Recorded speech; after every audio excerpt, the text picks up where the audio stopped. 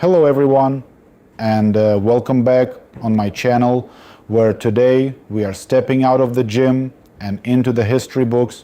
You see me grinding every day, pushing for a new personal record, but I want you to realize that we are walking in the footsteps of giants. Throughout history, there have been individuals who pushed the human frame past the point of breaking. These weren't just athletes. They were warriors, messengers, and explorers who redefined the limits of possibility. Today, we are looking at the real-world legends who proved that the human spirit is the ultimate engine. This is Anton is on, and we're about to go the distance. Let's start with the man who inspired the world's most famous race, Pheidippides. Most people think he just ran 26 miles from a battlefield to Athens. But the true historical record is much more intense.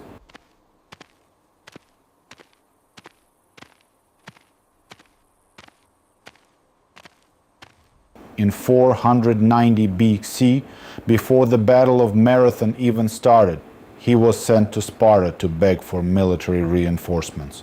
He covered 150 miles of rugged, mountainous terrain in just under 2 days. Imagine running from New Jersey to the middle of Maryland without a single break or a pair of modern sneakers. He didn't have GPS or a hydration vest. He just had a message and a pair of lungs. After he reached Sparta, he turned around and ran all the way back to join the fight. That is the definition of a personal record that has stood the test of 25 centuries. We run for fitness, but Pheidippides ran for the survival of his entire civilization. Next, we look to the north, to the legendary Harald Hardrada, the great Viking king. Vikings weren't just masters of the sea. They were elite endurance athletes who could march for days in heavy mail armor. For Odin, forward! Lead them, brothers! Charge! During the Battle of Stamford Bridge in 1066, his men were forced to march nearly 20 miles in a single day to meet the English army. They were carrying shields, axes, and swords, yet they arrived ready to face a fresh enemy. This is where my love for the weighted vest comes from. It's a nod to that warrior tradition of loading the body. These men didn't count calories. They counted miles and victories. They understood that a tired warrior is a dead warrior, so they trained for the grind. Even at the age of 50, Hardrada was still leading from the front, proving that age is just a number. If a Viking could march 20 miles in iron, we can definitely finish our 5-mile run today. Moving to the east, we find the marathon monks of Mount Hiei in Japan, known as the Kaihogyo.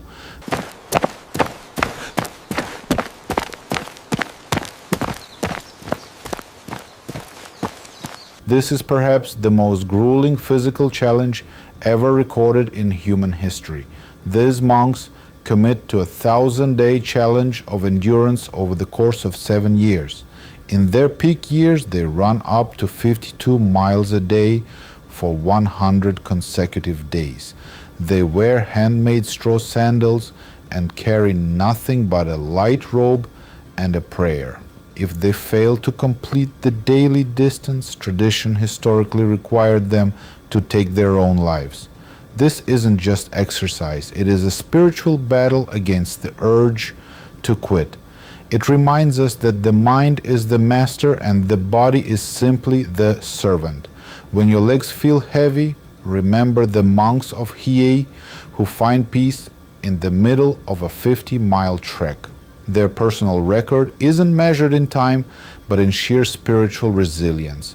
Let's travel to the American Southwest to talk about the Great Pueblo Revolt of 1680. Two runners, Katua and Omtua, were tasked with delivering a message of revolution across the entire desert.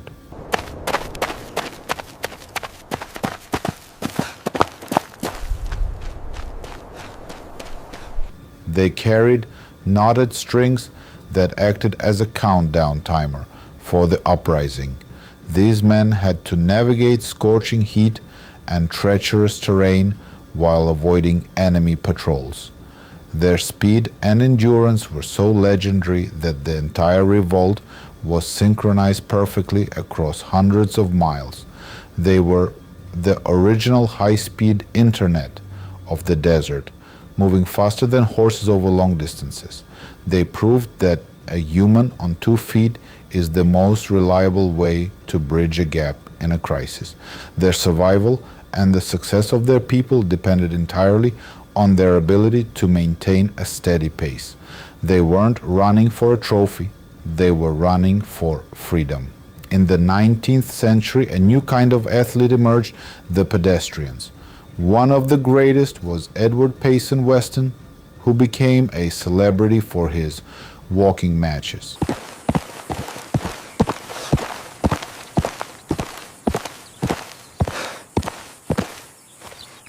In 1867, he walked from Portland, Maine to Chicago, a distance of over 1,000 miles, in 26 days. He did this to win a bet, but he ended up starting a worldwide craze for endurance walking. Weston continued to set records well into his 70s, proving that the human body doesn't have an expiration date. He once walked from New York to San Francisco in 77 days when he was 71 years old. Think about that.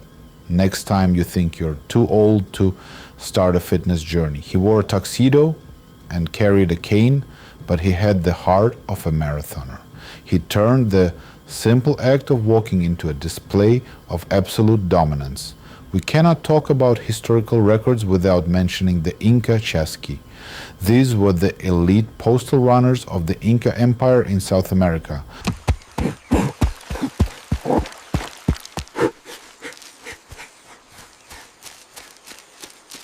They operated a relay system that covered thousands of miles across the Andes Mountains. A message could travel from the coast to the high peaks of Cusco in just a few days. Each runner would sprint at full speed for a few miles before handing off a quipu to the next man. They lived at high altitudes where the air is thin and every breath is a struggle. This is the ultimate high-altitude training, long before Olympic athletes ever thought of it. They were the lifeblood of an empire fueled by nothing but coca leaves and sheer will. They were the masters of the sprint recovery cycle that we use in HIIT training today. Then there is the story of Manson Ernst, a 19th century Norwegian who was arguably the greatest runner you've never heard of.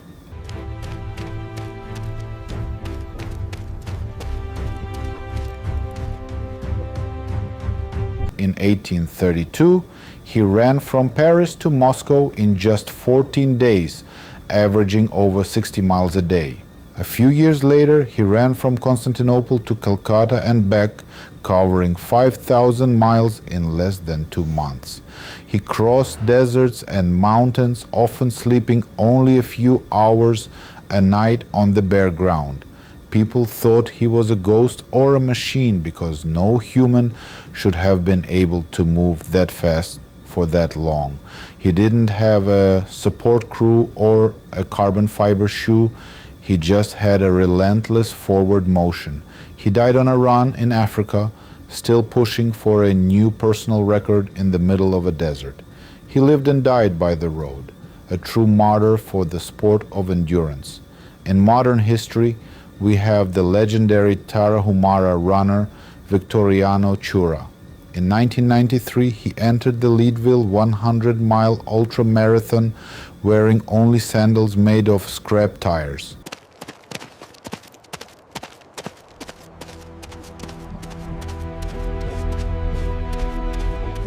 He was 55 years old and had never run a formal race in his life. He didn't just finish, he won the entire race, beating the best professional athletes in the world. He didn't use energy gels. He drank corned beer and ate pinole. He showed the world that the ancient ways of running are still the most effective. He didn't need a gym. He had the mountains he grew up in. He proved that the human foot is a perfect piece of technology if you know how to use it.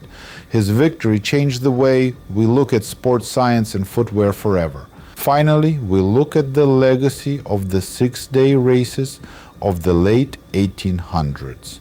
Men would walk or run around a track for 6 straight days, trying to cover as many miles as possible. The record holders like George Littlewood would cover over 600 miles in a single week. This was the most popular sport in America before baseball took over.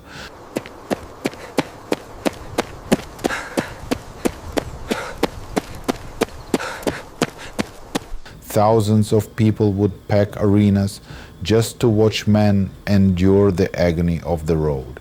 It was a celebration of the human capacity to suffer and still keep smiling. These men were the rock stars of their era, and they did it all on bread, beer, and beef broth. They showed us that the limits we put on ourselves are almost always mental.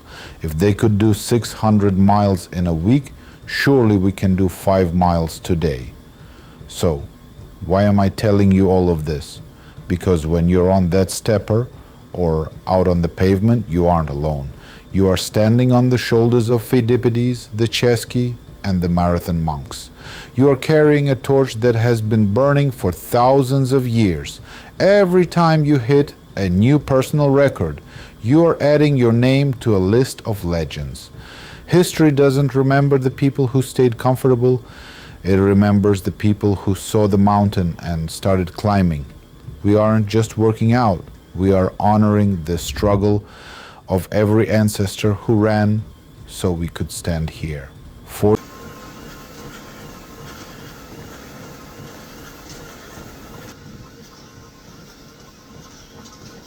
Moving and never forget who you are. My name is Anton. The grind is eternal, and Anton is on. Before we wrap this up, I want to take a second to talk to you directly. This journey isn't just about my own transformation. It's about building a community of people who refuse to accept good enough. If this deep dive into the legends of history fired you up, do me a huge favor and hit that like button right now to help the algorithm find more warriors like us.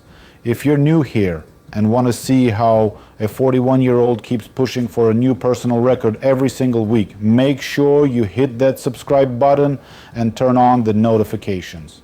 I also want to hear from you. Drop a comment below and tell me which historical figure inspired you the most, or share what goal you're chasing today. Your support is what keeps the Anton is on engine running, and I read every single message you guys leave. Let's keep building this tribe together, 1 mile and 1 video at a time. Now get off the screen, get out there, and get after it.